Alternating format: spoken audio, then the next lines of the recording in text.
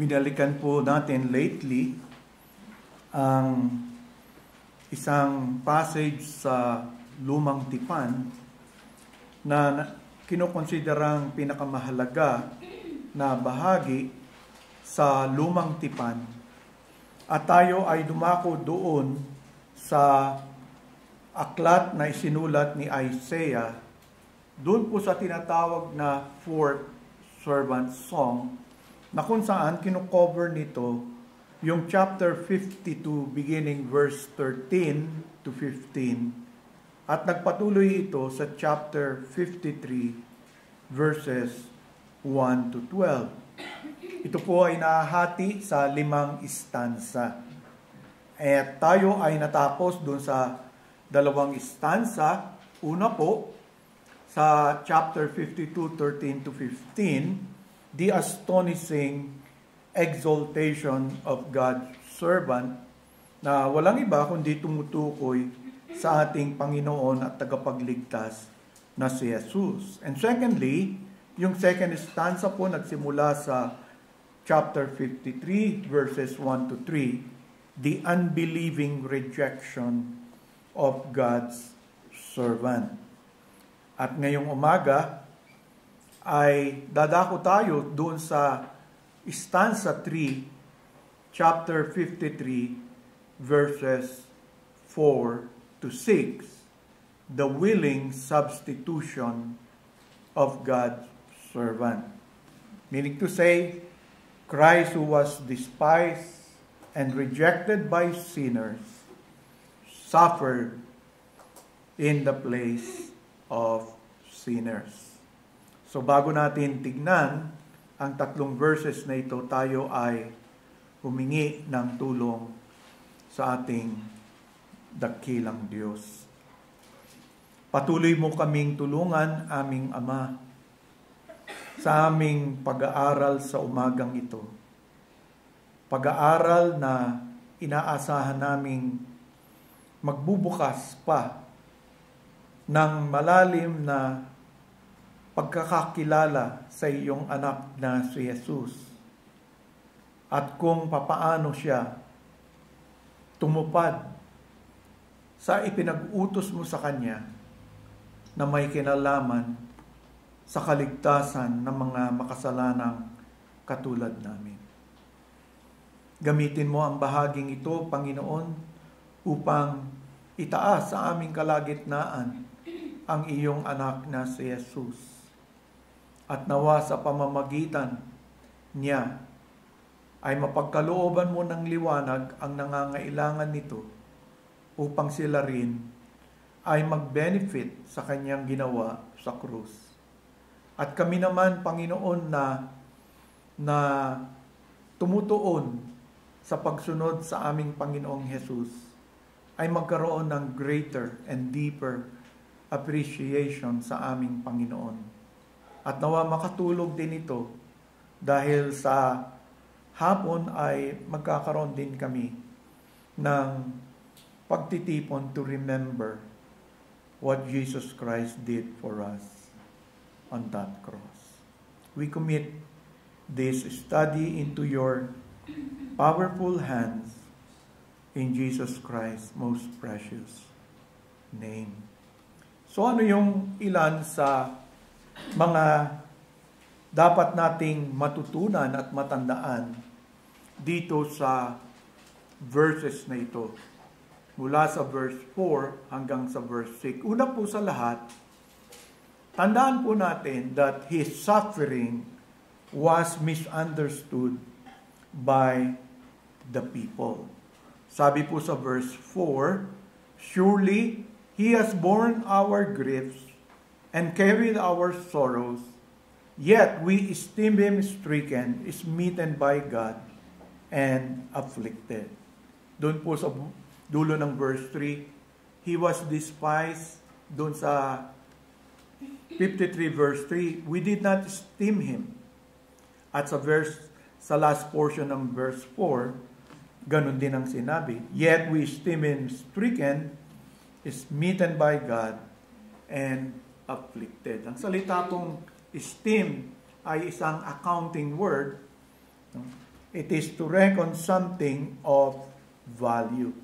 Yung stricken means afflicted with a hateful and shocking disposition. So, pag sinabi mo yon, smitten by God and afflicted, anong ini-express niya? Ini-express nito yung both objective and subjective side ng kanyang suffering. Diba? May objective side yung suffering ng Panginoon, meron din siyang subjective side. The divine agent and the personal experience of being brought low, humbled, and humiliated. So ang ating Panginoon, hindi pa ito naranasan kailanman. But, dahil sa misyon na binigay ng Panginoon, ito ay kanyang mararanasan. Pero, it was not esteemed well. And because of this kind of suffering, it seemed as though he had done something wrong.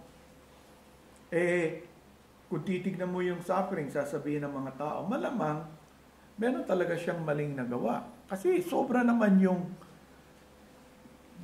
dinadaanan niyang suffering. People will surely say, he must have really offended God to deserve such a horrible punishment. We look at him, and Isaiah says, we can only draw one conclusion. We esteem him stricken, smitten by God, and afflicted. Na yung ating nakita sa kanya as the object of scorn, one who has offended God, really deserve punishment. Mag-a-agree ka na kung ang isa ay nagkasala, ay dapat talagang parusahan. But the human mind misapprehended kung ano yung nangyari sa ating Panginoon. Dahil alam natin, hindi naman siya ang nagkasala. And yet, because of that suffering and what the human eye saw and what the human mind can only comprehend, sabi ni Isaiah, he was despised and he was rejected by men. Kasi kaya lang nilang abutin ang isang taong ganito ang mangyari sa kanyang buhay. Malamang, pinarurusahan ng Diyos. Malamang, grabe ang offense na nagawa niya sa Diyos. Hindi nila naiisip na si Jesus represents them. Them na grabe. Tama yung sinasabi nila, tama nila yung nakikita nila sa ganung uri na sinasabi nilang deserving siya sa ganun. Because he has offended God. Deserving na ganun ang mangyari sa kanya at yun ang maranasan niya dahil napupot ang Diyos sa kanya. Tama yun, ang hindi nila ma-apprehend, sila yun. Tayo yun. Na dapat tayo ang ganon. The second is, His atoning death is for the sake of His people. Yung pangyayari, yung nakikita nilang yon. Sa verse 5 sabi, for He was wounded for our transgressions, He was bruised for our iniquities, the chastisement for our peace was upon Him, and by His stripes we are healed. Siyempre, yung winong time na yon ay si Isaiah at yung bayan ng Diyos. But if you take it as a whole, and you look at Christ as the servant of God, kasama tayo doon sa He. And let us consider three things na binanggit sa verse 5 that tells us that His atoning death is for the sake of His people. Una po, binanggit diyan yung ating sinful condition. He was wounded for our transgression. He was bruised for our iniquities. Kung isama yung verse 4, yung unang part niya, He has borne our griefs and our sorrow. Dito, gumamit po ng mga pronouns na comparative, kino-compare He and ours. So, He, sabi niyan, has borne our griefs, our sorrows. Tayo yung may griefs, tayo yung may sorrow. He was wounded for what? Our transgression. He was bruised for our iniquities. So, hindi tayo yung may iniquities, tayo yung transgression, pero iba yung wounded. Tayo yung may griefs, tayo yung may sorrow, pero iba yung nagpasa nun. Whatever the people may have thought about what they saw, the suffering Messiah had endured, the truth of the matter is that it was His substitutionary work. Doon mo makita, He, our. Ba't napunta yung our sa Kanya? Because His work is substitutionary. What these verses reveal is that clearly, it was carried by our Savior. He bore our griefs, meaning to say, yung griefs po, yung sorrow po, He bore our griefs and our sorrow. Yung sorrow po means yung pain, yung suffering. Pwedeng physical, pwedeng mental, pwedeng emotional. Ang ibig sabihin. Kaya nga, it is impossible, totally, pag tinignan mo yung nangyari kay Christ sa New Testament, to separate the mental, the physical anguish. Kasi yun po yung inilarawan sa atin. Kung babalikan nyo, yung naging larawan ni Jesus doon sa krus. So, it both refers, we would say, to the physical and mental suffering ng ating Panginoon. The pain that was inflicted upon Him by those people that are unbelieving. Yung grief po na binabanggit dito means disease or sickness. Wala naman tayong record sa gospel accounts na sa buhay ng Panginoon, He ever suffered a physical illness. Wala po akong alam na nabanggit na nagkaroon ng karamdaman ang ating Panginoon. And this word is also used in the next verse relating to the sickness of the Israelites that He bore on their behalf. So, lumalabas po, He took the sickness of the nation on Himself, both physical and spiritual. Kaya, grabe yung burden na dala-dala niya. And it was introduced by the word acquainted. Acquainted siya doon, or to know.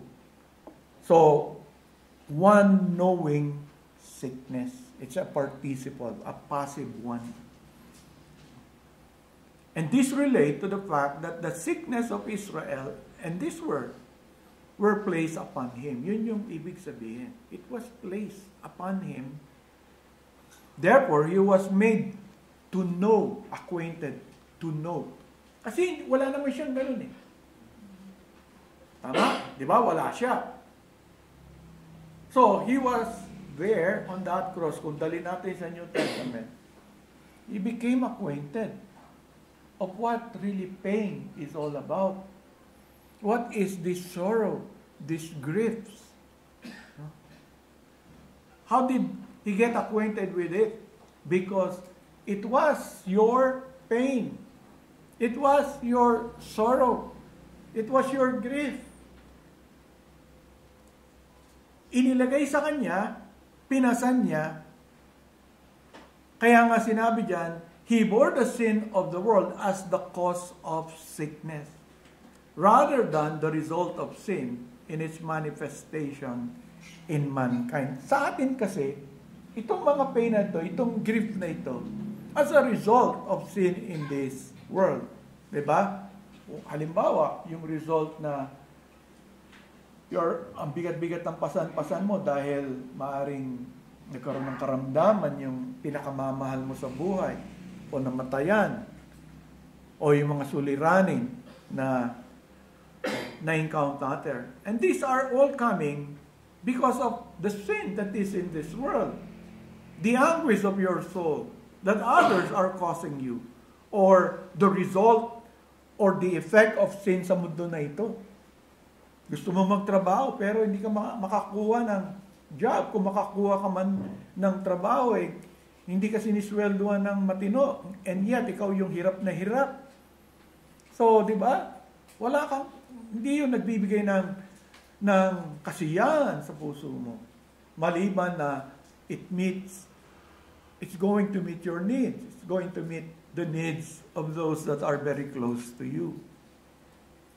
Pero kay Jesus, he bore the sin of the world as the cause of sickness, not as the result of sin.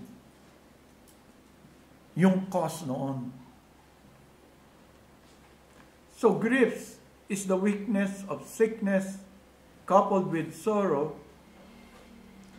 That is a picture what mars our lives. And these burdens which are ours, He made it His. Ano ba yung nagmamar sa buhay nyo dito sa mundo? Ano ba nagbibigay ng kabigatan sa inyo? Di ba yan? Yung binanggit dyan. In Matthew 8:17, that it might be fulfilled which was spoken by Isaiah the prophet, saying, He Himself took our infirmities and bore our sicknesses. He became acquainted with that. Because as I mentioned to you, nung nabubuhay siya dito sa mundo na ito, directly or as a result of sin, hindi naman siya ganun. In Revelations 21:4, diba? Pagka sinuma na ang sangkatauhan, God will wipe away every tear from their eyes. There shall be no more death, nor sorrow, nor crying.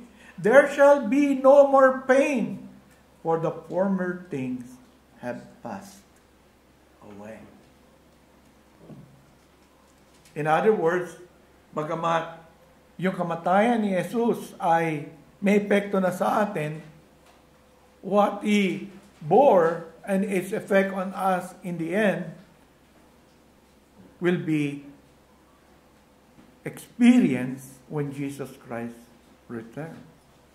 Kasi dito, habang buhay tayo, di ba, kahit Kristiyano ka na, kahit alam mo, Jesus bore our sicknesses and our diseases, we still encounter that. We still have pain and sorrows and griefs sa ating buhay.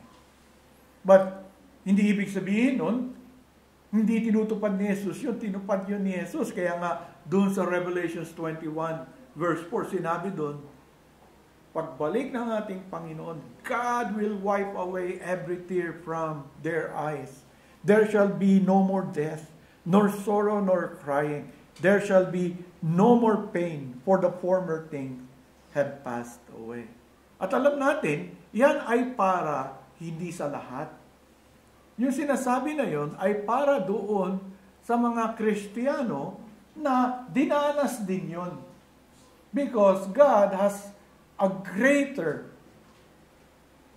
pain, suffering, sorrow for the unbelieving. Hindi naman maihinto yun. Meron na yun sa mundo, pero pagbalik ni Jesus, kayong mga hindi nananampalataya ng lubos sa Kanya, will have more pain, will have more crying. There is even a second death for you. There would be more sorrow. At yan nga yung pinipicture sa Bible sa atin. Diba? Yung great suffering nila, they're not dying. The hellfire is burning them, hurting them. Alam mo, patay, non-existent. No! The Bible says, God will cause you to remain. Yung iba nga, dahil nga, nakikita nila, ganun yung gagawin ng Diyos, sinasabi nila, hindi yan totoo, hindi yan siguro. So they begin to think of death as an annihilation. They want to believe na lang rather in annihilation. Mas mabuti pa, di ba dito sa mundo na ito, pag grabe na yung pain mo sa sakit mo, di ba sabi nga ng ibang nasa hospital sana kunin na ako ng Lord, sana mamatay na ako. Hindi ko na kaya tong pain. In hell, they will cry like that.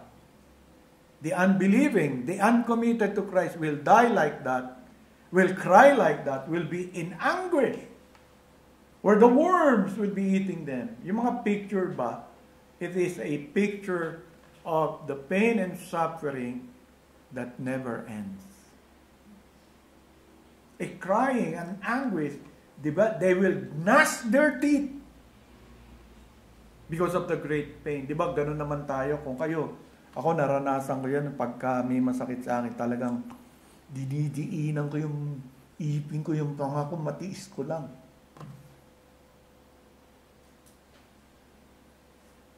Hindi yun nananakot.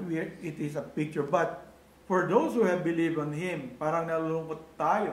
Parang nagkakry. Sometimes, sa sobrang difficult ng buhay natin, nakakalimutan natin na pinasan ni Jesus yun, we complain. Diba? And Jesus Christ understands that because, bakit? He bore it upon Himself. He became acquainted with our griefs. Doon sa commentary ni Kyle and Delete, nabasa ko, ganitong sabi nila, the meaning is not merely that the servant of God entered into the fellowship of our suffering. Sabi niya, huwag niyong isipin, He just entered into the fellowship of our suffering. But that He took upon Himself the sufferings which we had to bear and deserved to bear, and therefore not only took them away, but bore them in His own person, that He might deliver us from them. But when one person takes upon himself suffering, which another would have had to bear, and therefore not only endures it with him, but instead, this is called substitution or representation. Parang sinasabi niya, no doubt, kung babasahin mo to, yung mga description na he and our, wala ka na masasabi except what? Substitution. Yung Messianic Jewish writer na si David Baron, sabi niya sa verse 4, to translate verse 4 literally, verily, they were our griefs which He bore, and our sorrows with which He burdened Himself. So what did we do? But we regard them as one is stricken, is smitten by God, and afflicted. Ang Diyos ang nagpaparusa sa kanya dahil may nagawa siyang kasalanan sa Diyos. Kaya niya dinadanas siyang kaya ganyan nangyari sa kanya. Hindi mo makumpara kahit kanino. Dahil siya. The affliction is an affliction that God is doing to that person on that cross. No? Mahilig tayong iligtas yung sarili natin. Kaya nga sabi ni David Baron, this Messianic Jew, no plainer or stronger words could be used to express the thought of vicarious suffering than those employed in the original of this verse.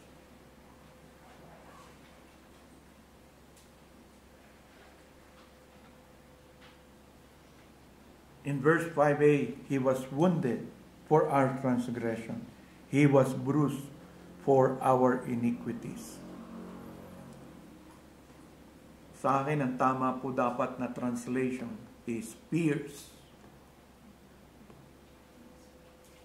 Although yung King James, wounded, is a fair translation, the best, I believe, is pierced. Because the basic meaning is to bore through. Yung Hebrew word po is to bore through. So yung wounded parang mahina eh. So sa akin, He was pierced fatally. Literally, yun yung ibig sabihin.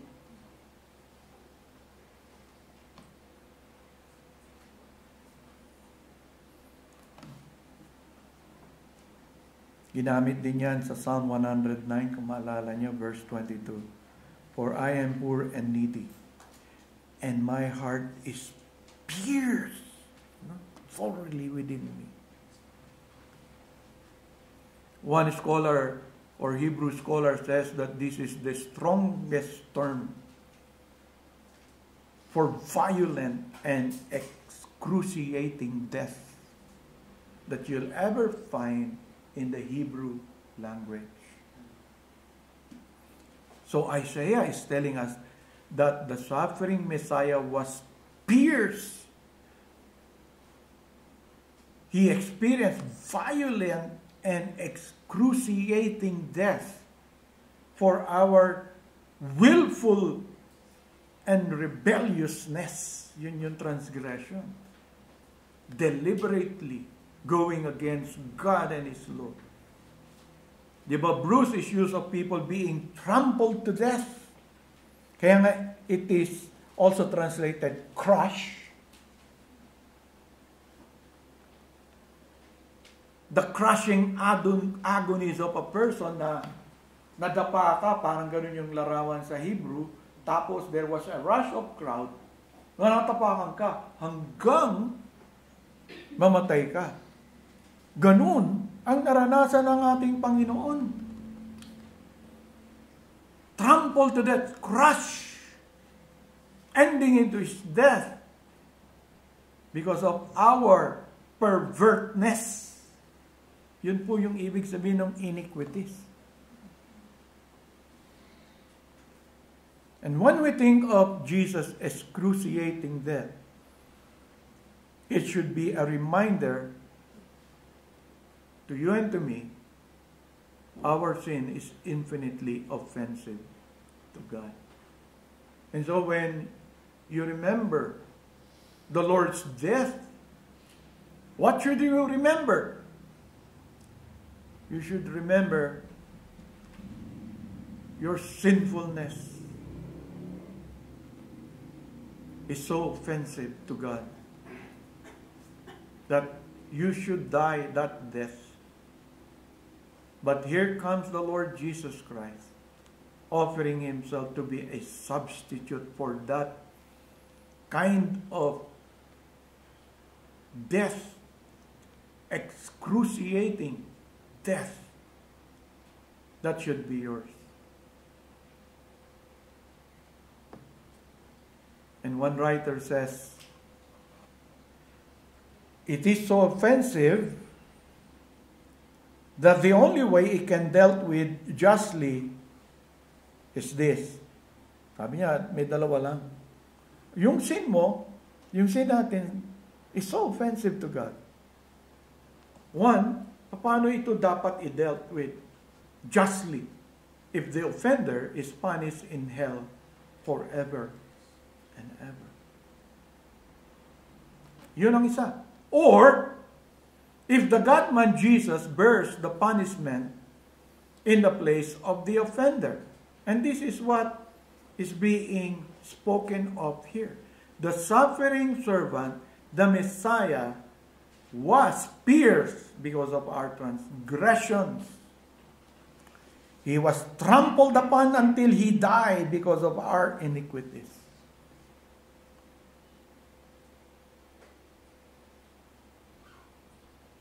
It was not his own sins, but ours, that he has taken upon himself, that he might make atonement for them in our stead.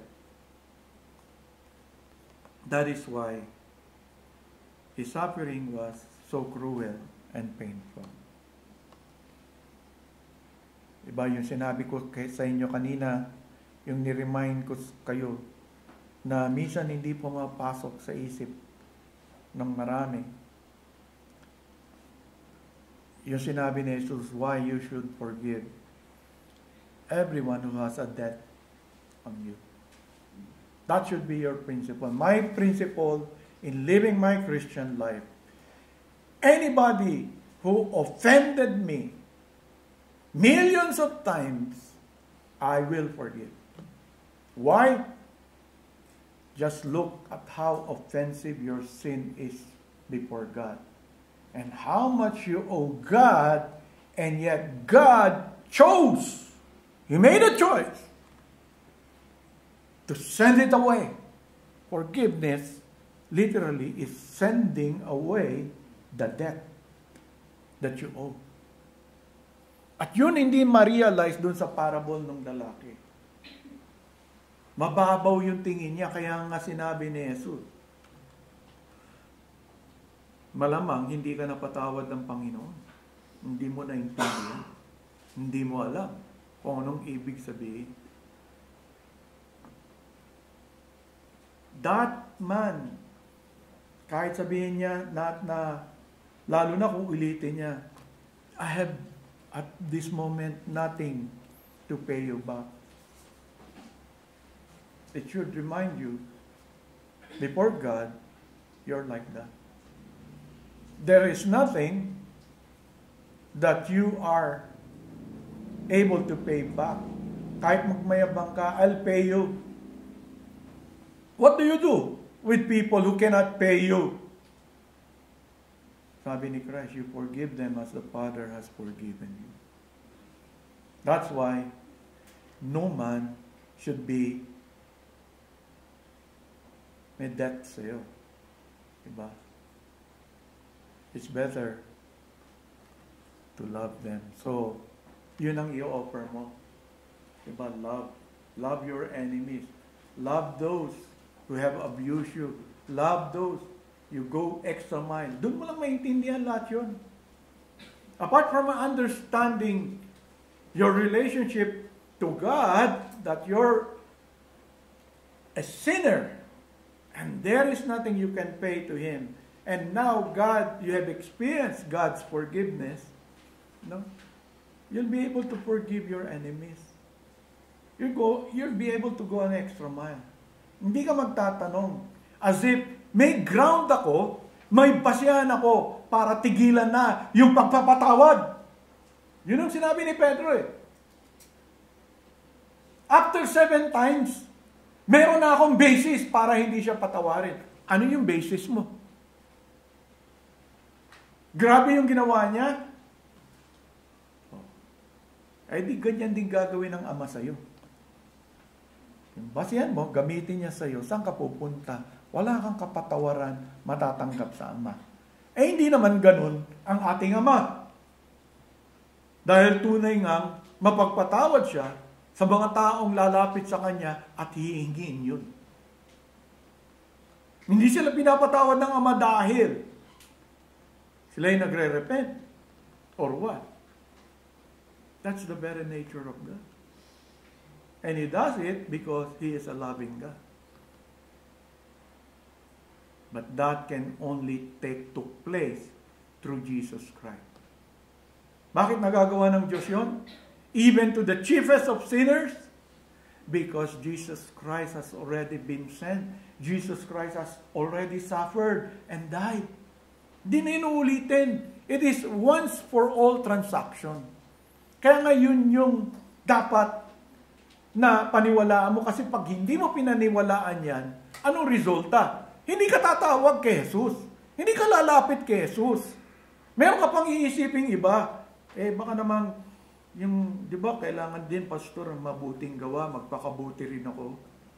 Di ba, pastor, Kaya yung iba sa inyo, nag-aalangan, may iniisip pa kayong iba eh. Meron kayong gustong idagdag. At sasabihin ko ng tuwid sa inyo, kung ganun ang isip nyo, wala po kayong kaligtasan. Hindi po makikipag-bargain ang Diyos sa inyo.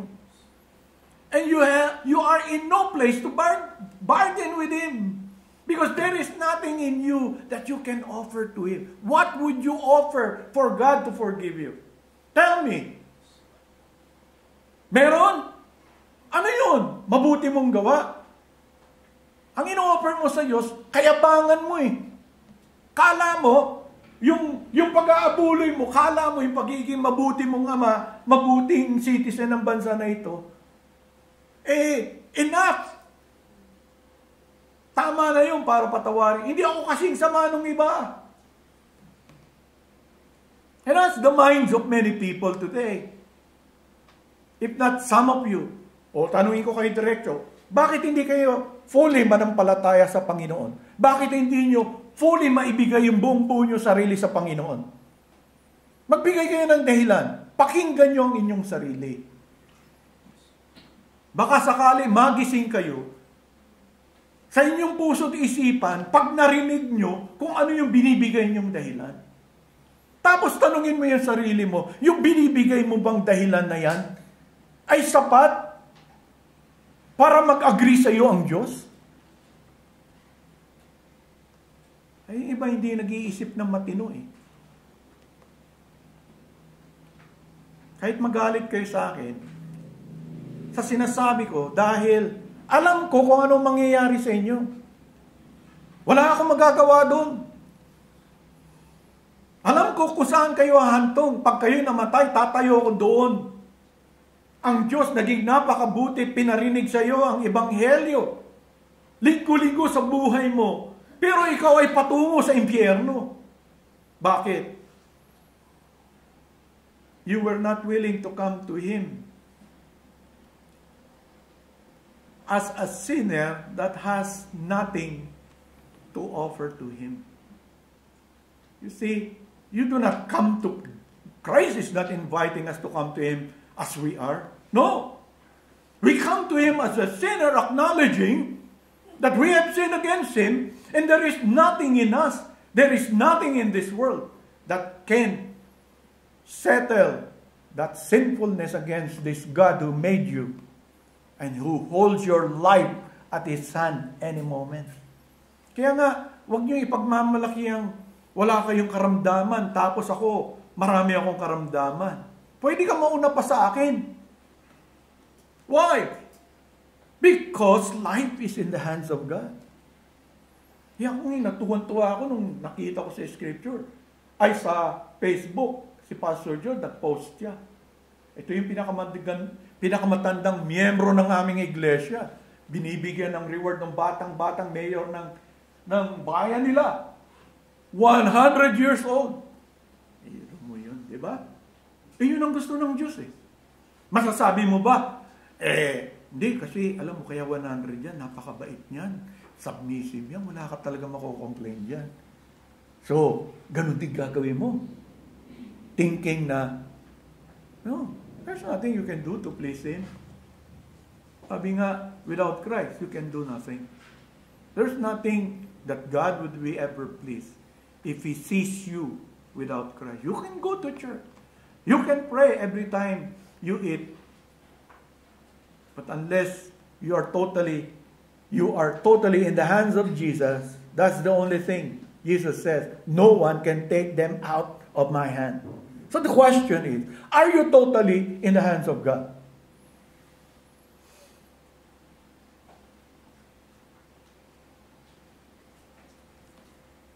And here, the second is our separation. That justice meant for our peace was upon Him. You see? Yung chastisement na yun yung nagdala ng kapayapaan sa atin. The chastisement for our peace means our peace punishment. The punishment necessary to secure or to restore peace with God. The word peace indicates rounded wholeness. harmony in relationship. Dito, pinag-uusapan yung relationship natin sa Diyos The peace offering of the Jews is the offering that the priest brought, which was designed to represent an atonement that issues in peace. So Isaiah speaks here with peace with God. Kaya nga sa wicked, anong sabi niya? Isaiah 48:22. There is no peace, says the Lord, for the wicked. Who are the wicked? They are not only the people who are doing mortal sins. The wicked are those without Christ. Plain and simple. And yet, the servant stepped forward because the wicked cannot enjoy peace. And they needed one so that they would be brought back to God. Yun yung message ni Isaiah. In Isaiah 49, verse 1, Listen, O coastland, to me, and take heed, you peoples from afar. The Lord has called me from the womb, from the matrix of my mother. He has made mention of my name. Verse 5, And now the Lord says, Who formed me from the womb to be his servant, to bring Jacob back to him, so that Israel is gathered to him. For I shall be glorious in the eyes of the Lord, and my God shall be my strength.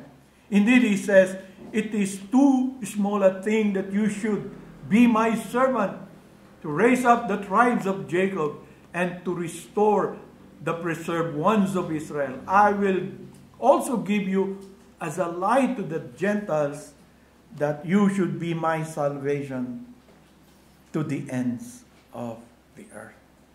So both Jews and Gentiles, kaya nga sinasabi ni Paul, both Jews and Gentiles need the same thing. They need the peace of God. And this work has now been done by his substitutionary death on the cross. Where there was no peace, there will be, through the suffering servant, peace-making work. Ito rin yung tinatawag na covenant of peace. In Isaiah 54:10, For the mountains shall depart and the hills be removed, but my kindness shall not depart from you, nor shall my covenant of peace be removed. Thus says the Lord who has mercy on you. Parang sinasabi dyan yung preservation natin, the preservation of the saint, because God preserves, made a covenant of peace with us, we will persevere to the end. Ito yung huling doktrina dun sa tulip sa Old Testament. And then thirdly, our broken personhood. This is by his stripes we are healed. You see, we were sick unto death because of our sin. But the suffering servant took upon himself a suffering unto death. And here called this stripes. And this stripe was inflicted upon him. And because of that, we who believe was made sound and well. You see, the suffering Messiah became the source of our healing. Mottier, in his very good commentary on Isaiah, states, Isaiah uses healing in a total sense. The healing of the person, restoring fullness and completeness, a mark of the Messianic day. And then in closing, binanggit dyan a little of the accomplishment of the servant. His accomplishment is the word of the Lord. Verse 6, All we like sheep have gone astray. We have turned everyone to his own way. And the Lord was laid on him the iniquity of us all. Isaiah makes it clear to each one of us that it was the Lord that laid our iniquities on His Son.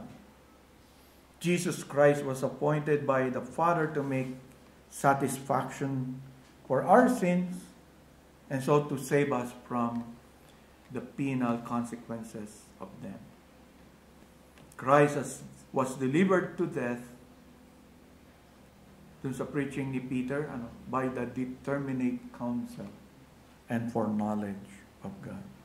Matthew Henry says, none but God had power to lay our sin upon Christ, both because the sin was committed against Him, and to Him the satisfaction was to be made, and because Christ, on whom the iniquity was to be laid, was His own Son, the Son of His love, and His holy child Jesus, who Himself knew no sin.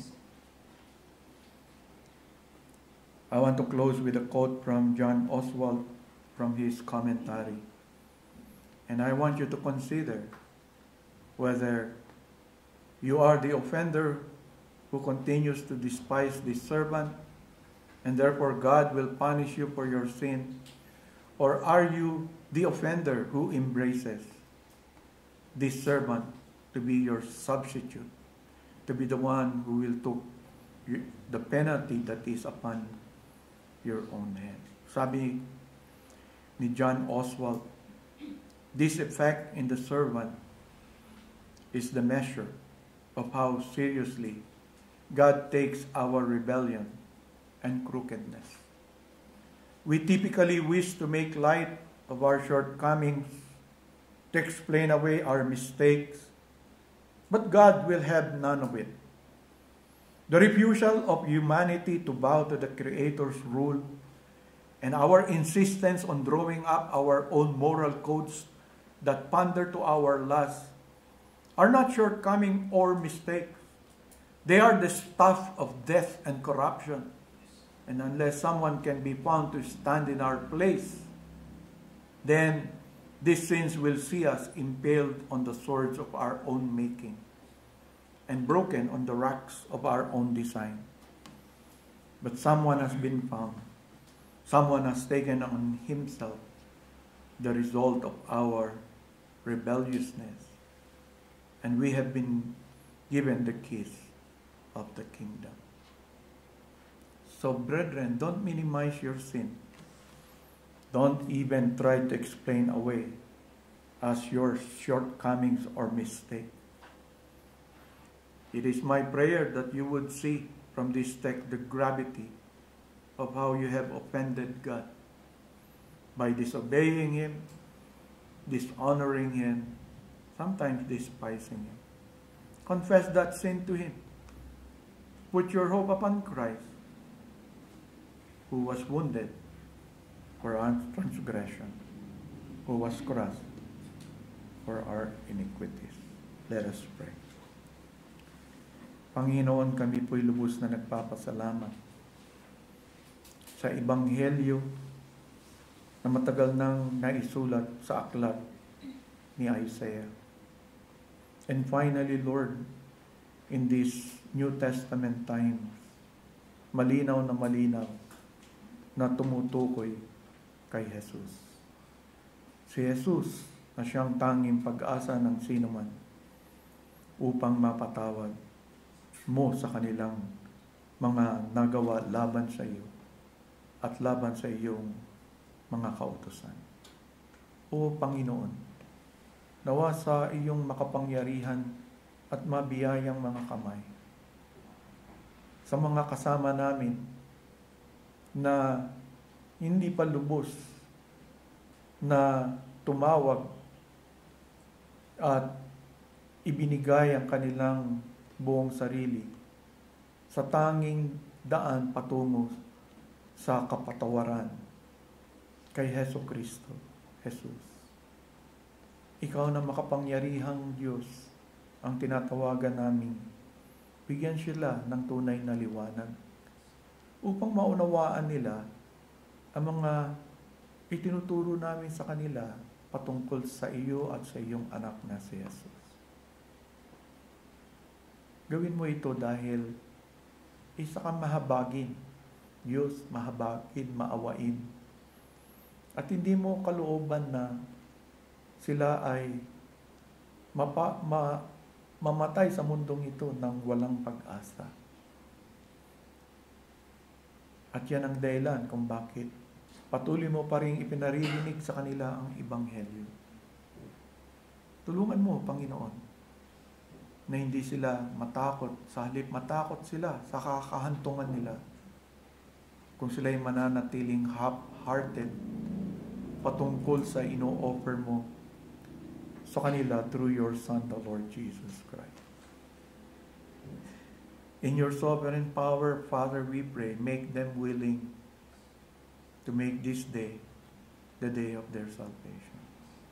And as for us, Lord, help us to understand the gravity of our sinfulness. When we talk about offending others or sinning against others or even others sinning against us, help us to be reminded of what Jesus says. There is no room for a true Christian to be unforgiving. There is no adequate reason he can raise why he should be.